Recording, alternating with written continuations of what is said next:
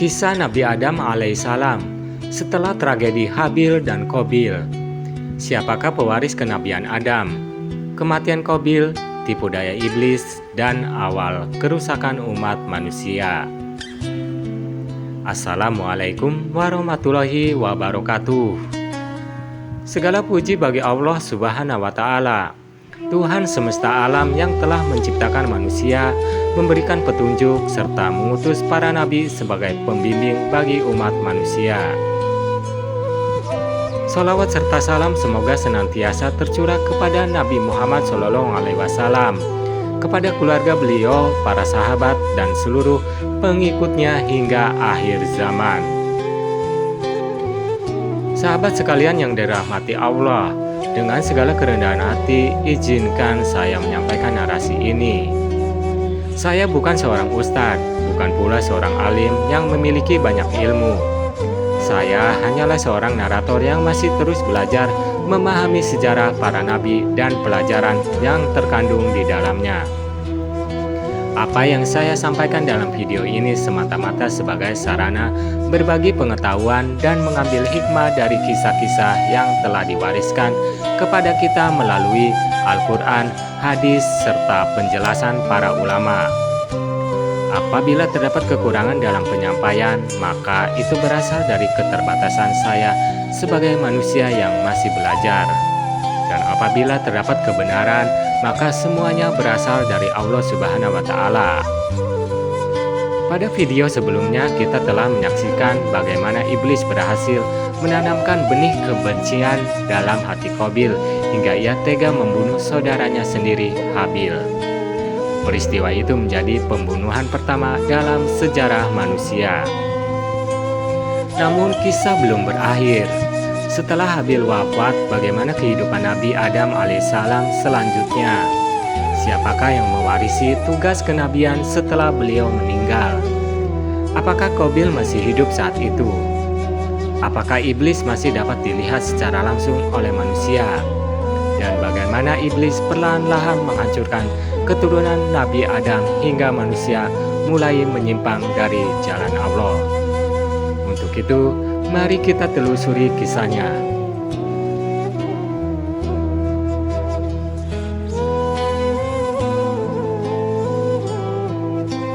Bab 1.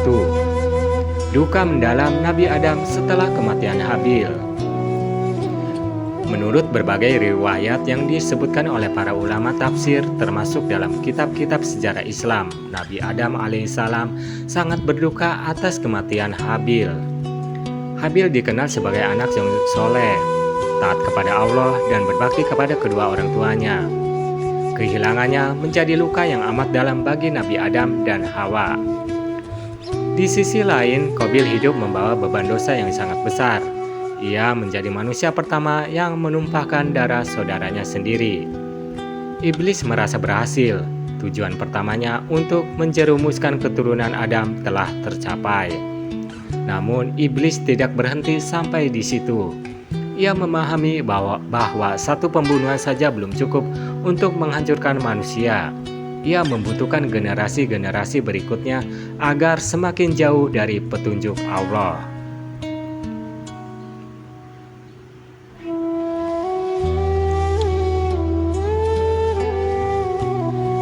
Bab 2. Kelahiran Syith alaihissalam, pewaris kenabian Adam. Setelah wafatnya Habil, Allah mengaruniakan seorang putra kepada Nabi Adam dan Hawa yang bernama Syith alaihissalam. Nama Syith berasal dari bahasa Suryani yang berarti karunia atau pemberian. Banyak ulama sejarah Islam menjelaskan bahwa Syith adalah putra yang diberikan Allah sebagai pengganti Habil yang telah meninggal. Ketika Syith tumbuh dewasa, Nabi Adam melihat tanda-tanda kesolehan, kecerdasan, dan ketakwaan yang besar pada dirinya. Allah kemudian memberikan berbagai ilmu kepada Syith dan menjadikannya pewaris kenabian setelah Nabi Adam. Dalam berbagai riwayat disebutkan bahwa Syith menerima wasiat-wasiat penting dari ayahnya mengenai tauhid, ibadah, serta cara menjaga keturunan manusia agar tetap berada di jalan Allah.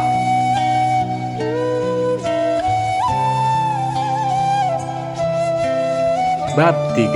Apakah iblis masih bisa dilihat manusia?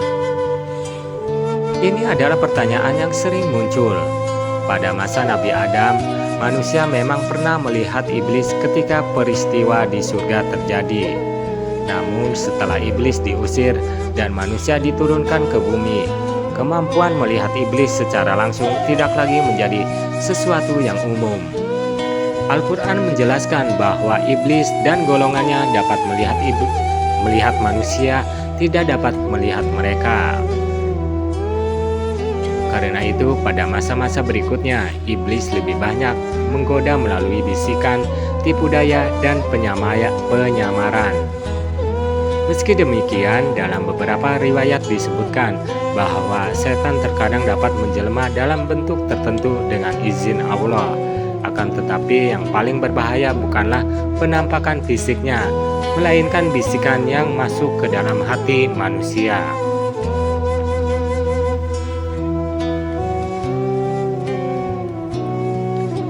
Bab 4. Nasib Qabil setelah membunuh Habil. Setelah pembunuhan itu, Qabil menjalani hidup yang penuh kegelisahan. Tidak ada riwayat sahih yang menjelaskan secara rinci kapan dan bagaimana Qabil meninggal. Namun para ulama sepakat bahwa ia akhirnya meninggal sebagai manusia lainnya. Yang menjadi pelajaran penting bukanlah cara kematiannya, melainkan dosa yang terus mengalir akibat perbuatannya. Rasulullah Shallallahu Alaihi Wasallam menjelaskan bahwa setiap pembunuhan yang terjadi secara zalim, Qabil mendapat bagian dosanya karena ia adalah orang pertama yang memulai tradisi pembunuhan di muka bumi. Betapa berat akibat dari satu perbuatan buruk yang menjadi contoh bagi generasi setelahnya.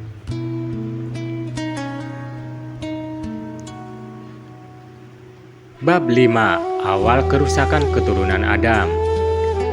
Setelah Nabi Adam wafat dan Syed melanjutkan dakwah tauhid, manusia pada awalnya masih berada dalam keimanan.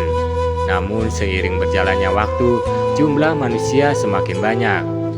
Mereka menyebar ke berbagai wilayah. Disinilah iblis mulai menjalankan rencana jangka panjangnya. Ia tidak langsung mengajak manusia menyembah berhala. Ia memulai semuanya dengan langkah-langkah kecil. Iblis membisikkan kesombongan. Iblis membisikkan iri hati. Iblis membisikkan cinta dunia yang berlebihan. Perlahan-lahan manusia mulai melupakan nasihat para nabi.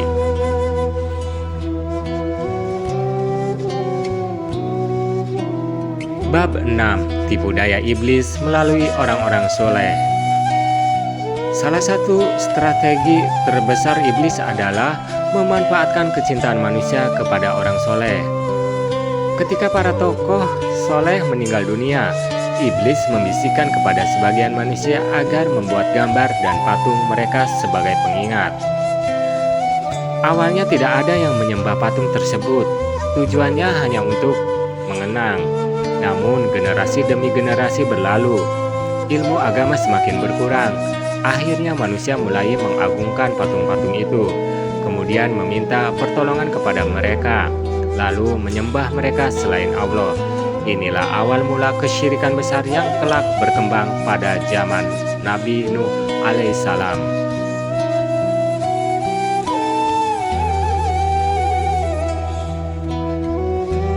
Bab 7. Wafatnya Nabi Adam alaihissalam.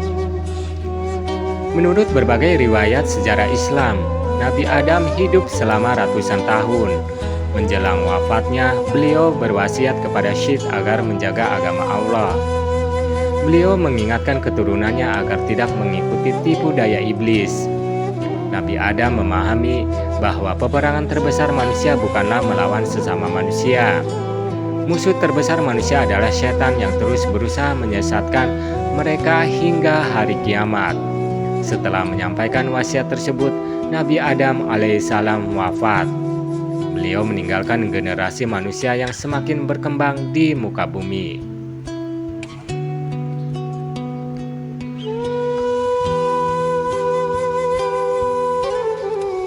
Bab 8. Hikmah di balik kisah ini. Pertama, satu dosa dapat melahirkan banyak dosa lainnya. Kedua, iblis tidak selalu menyesatkan manusia dengan keburukan yang jelas, tetapi sering melalui langkah-langkah kecil yang tampak baik. Ketiga, ilmu agama adalah benteng utama melawan tipu daya setan. Keempat, kesyirikan tidak muncul dalam satu malam, melainkan melalui proses panjang yang diawali kelalaian manusia.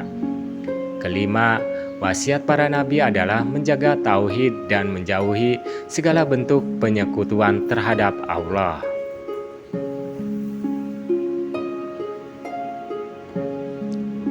Penutup, sahabat sekalian yang dirahmati Allah, demikianlah kisah tentang kehidupan Nabi Adam alaihissalam setelah tragedi Habil dan Qabil, pewarisan kenabian kepada Syed alaihissalam, serta bagaimana iblis terus berusaha menyesatkan keturunan manusia dari generasi ke generasi. Semoga kisah ini menambah keimanan kita, memperkuat keyakinan kita kepada Allah, dan menjadikan kita lebih waspada terhadap berbagai tipu daya iblis yang tidak pernah berhenti hingga hari kiamat.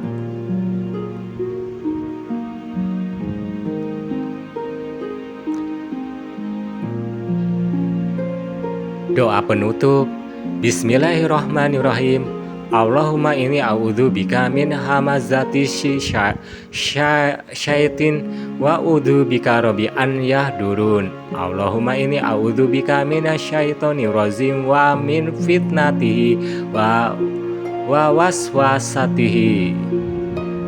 Ya Allah, lindungilah kami dari godaan setan yang terkutuk, jauhkan kami dari bisikan-bisikannya, dari tipu dayanya, dari kesombongan, kedengkian, kemaksiatan, dan segala jalan yang dapat menjauhkan kami darimu. Ya Allah, tetapkan hati kami di atas agamamu, kuatkan iman kami, terangilah hati kami dengan petunjukmu, dan wafatkan kami dalam keadaan beriman serta husnul khotimah. Amin ya robbal alamin. Wassalamualaikum warahmatullahi wabarakatuh.